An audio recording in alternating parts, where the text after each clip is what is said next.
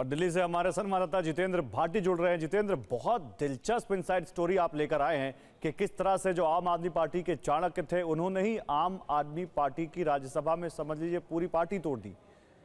अभी क्योंकि राज्यसभा के जो चेयरमैन है उनको नोटिस दिया, उनको एक रिक्वेस्ट दी गई है आम आदमी पार्टी की तरफ से कि इनकी सदस्यता समाप्त की जाए। अभी क्या अपडेट है इन सबको लेकर और आम आदमी पार्टी इस सदमे से कैसे उबर रही है? बिल्कुल, देखिए बहुत बड़ा ये झटका जो है आम आदमी पार्टी के लिए है, क्योंकि जिस तरीके से एक तरफ राघव चड्ढा थे जो बगावत के बाद में क्योंकि आम आदमी पार्टी जानती थी वो अकेले ना तो इस्तीफा देंगे ना हार जाएंगे क्योंकि उनकी सांसदी चली जाएगी, तो 2/3 के चक्कर में जो लगे हुए थे। दूसरी तरफ केजरीवाल थे जिन्होंने फार्मूला 4 बनाया था। 4 इसलिए बनाया था कि 2/3 पूरे नहीं होंगे, तो उसमें जो चौथे नंबर पे थे वो संदीप पाठक ही थे जो कि राघव चड्ढा के 7वें बने और उनको चित कर दिया। अब आप पूछे आगे क्या होगा, तो इस मामले में पार्टी यही कह रही है कि दल बदल कानून के तहत इनकी सदस्यता जानी चाहिए। पेटिशन जो है सभापति को दे दी गई है।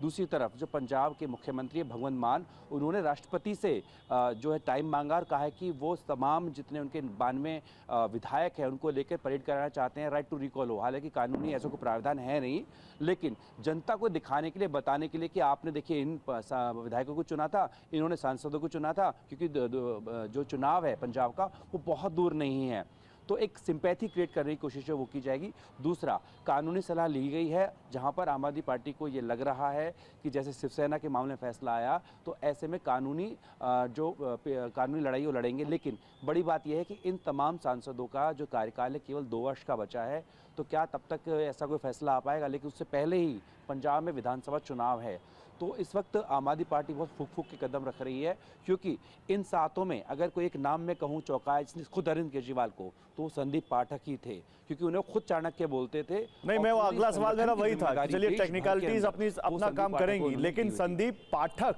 जिन पर केजरीवाल को इतना भरोसा था, संजय सिंह को भरोसा था, मनीष सिसोदिया को भरोसा था, और वो पॉलिटिशियन रहे भी नहीं है, फर्स्ट जनरेशन पॉलिटिशियन है, उससे पहले वो कहाँ बड़े बड़े इंस्टीट्यूट से दुनिया के पढ़ के आए।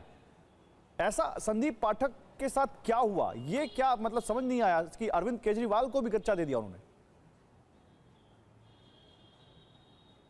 अब बिल्कुल, देखिए मैंने संदीप पाठक से भी बात की है और मैंने उनसे जानना चाहा कि क्यों ऐसा क्यों किया, तो उन्होंने कहा कि मुझे बहुत दरकिनार कर दिया गया था। मसलन मैं आपको बताऊं कि पंजाब में जब आम आदमी पार्टी जीती 2022 में, तो वहाँ 3 साल पहले ही खुद जो संदीप पाठक थे चले गए थे, वहाँ संगठन उन्होंने खड़ा किया और जीत के बाद खुद केजरीवाल ने उनकी पीठ थपथपाई, राज्यसभा उनको दी गई।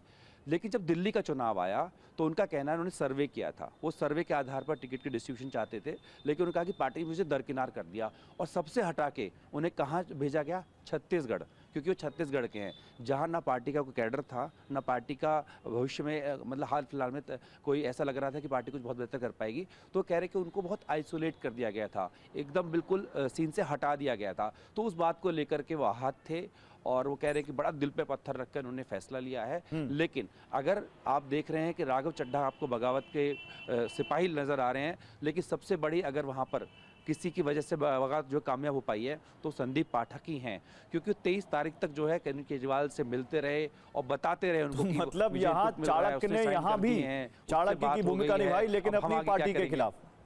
क्या बात है, बहुत शुक्रिया जितेंद्र आपका इन तमाम जानकारियों के लिए। आपसे फिर आगे बात करेंगे और इस बारे में और अपने दर्शकों को बताएंगे।